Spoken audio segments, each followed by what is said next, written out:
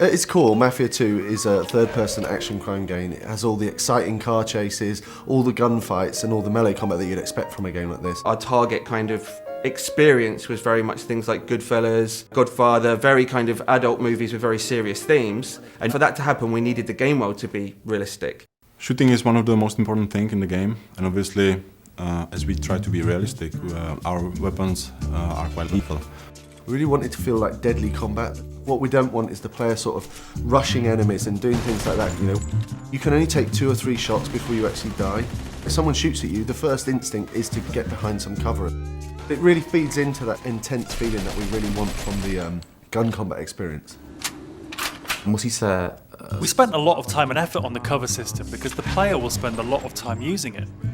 But you have to be careful because the cover can often be easily destroyed. So if you're hiding behind a fence and it starts to disintegrate, it's time to move elsewhere.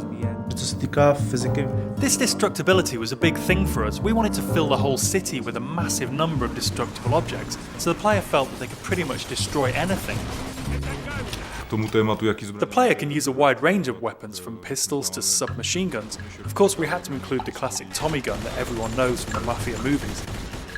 We do massive explosions from different stuff, like vehicles can be exploded. With some Molotov cocktails, they'll sort of set fire to the gasoline as it falls on the floor. And all these different things are things that you'd sort of expect from the 40s and 50s weaponry.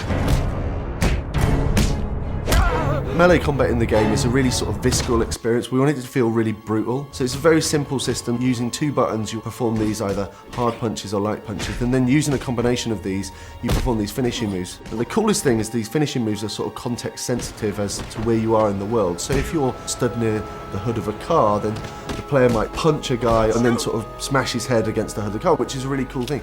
The driving model is very realistic. So you drive these things, they really feel like period cars. They feel very heavy, they feel really satisfying when you're driving them around. Once you get familiar with the controls, there's a real skill to doing the handbrake turns, the donuts and the skids in the street. The inspiration for these has been the cars and the car chases that you see in gangster movies. So if you visualise a gangster movie chase, you know, the cars screeching around the corner with the smoke coming off the tyres, guys shooting out of the windows with Tommy guns, this is very much one of the key goals for the driving experience.